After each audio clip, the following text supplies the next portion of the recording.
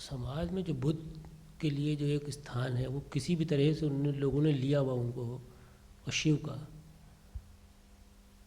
वो अष्टावक्र के बारे में लोगों को मतलब वो जैसे कि उनका एक बुद्ध का अपना स्थान है, उनको लोग किस तरीके से लेते हैं या पूजा करते हैं या क्या करते हैं, शिव का है, क्या उनकी बात समझ में आई इसलिए है, या अष्टावक्र की इसमें आप समझ गए आपका अष्टावक्र का जो रोल है वो उनकी बातचीत या उनके शब्द या उनके वचन जो उन्होंने बोला है वो समाज में क्या लोगों को वो चीज़ या उनसे अलग था, या इन लोगों में कोई फ़र्क है, या वो स्थान ऐसा क्यों नहीं है कि उनको क्योंकि मैंने इस यहाँ पे जोन में आने से पहले कभी नाम नहीं सुना उनका। अष्टावक्र का मैंने नाम ही नहीं सुना। शिव का नाम सुना, बुद्ध का बचपन से ही सुन रहा हूँ, अष्टावक्र का नाम तक नहीं सुना। लोगों ने नहीं सुना। हाँ, और लेकिन जब मैंने उनको वो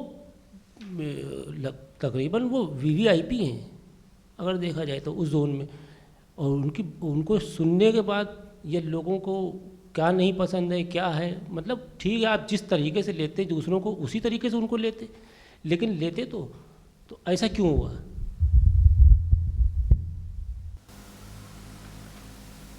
प्रश्न में एक्चुअल में तीनों नाम बड़े डेडली कॉकटेल में डाल दिए तुमने, शिव बुद्ध अष्टावक्र। ये कॉकटेल बड़ी खतरनाक है।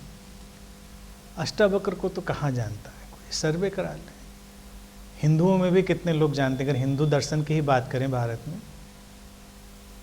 शिव और बुद्ध ये सुपर हीरो हैं। शिव तो कोई व्यक्ति है नहीं, हमने कई बार बोला, वो तो एक सिंबल, एक क्रिएटेड चीज़ है, कॉन्सेप्ट है। कोई अगर मानता है कि वो कोई व्यक्ति हैं तो उसकी अपनी समस्या है। शिव तो एक फिलॉसफी की तरह से, बुद्ध तो जिंदा आदमी थे। लेकिन समाज में वो लोग याद रह जाते हैं जो थोड़े करिश्माई होते हैं। बुद्ध करिश्माई थे। कभी कभी ऐसे लोग पैदा होते हैं करिश्माई, जो शरीर से भी करिश्माई हों, जो आवाज़ से भी करिश्माई हों, शब्दों से भी करिश्माई हों, अपने दर्शन से भी करिश्माई हों। ऐसा कॉम्बिनेशन अस्तित्व में कभी कभी बनता है, कम बनता है। कई संत हैं, ज्ञान बहुत है, लेकिन वो शरीर के तौर पे करिश्माई नहीं है। यानी कि आप उनको शरीर के तौर पे देखें तो आप किसी हीरो को भूल जाएं। आवाज़ सुने उनको तो आप किसी आवाज़ के जो मानदंड हैं उनको भूल जाएं। आपको लगे कि इतनी खूबसूरत आवाज़ मैंने नहीं सुनी, इतना खूबसूरत इंसान मैंने नहीं देखा। बातें सुने तो, तर्क सुने तो, उसकी पोइट्री सुने तो बुद्ध एक ऐसा कॉम्बिनेशन की तरह से आए। इस इतिहास उसका है, उनका इतिहास है कि वो हर पैमाने पे, जिसको कहते हैं परफेक्शन वाली चीज़ थी। अब अस्तित्व ऐसा चाहता होगा उस समय, अस्तित्व की ऐसी इच्छा होगी। वे राजघराने में पैदा हुए, वो तो उनका एक गुण रहा, बाकी सारे गुण उनके पास हैं।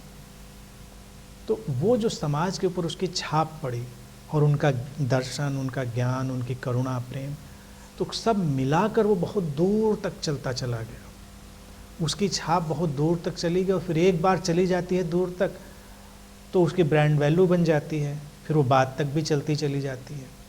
तो बुद्ध के साथ ये हुआ बेसिकली। मास्टर्स तो भारत में तमामों हुए, बहुत ही कमाल के हुए, ऐसा नहीं कि छोटे मोटे हुए। और ऐसा भी नहीं कि बुद्ध ने जो बात कही वैसी उनके पहले किसी ने नहीं कही, उनसे बाद में किसी ने नहीं कही, बहुतों ने कही।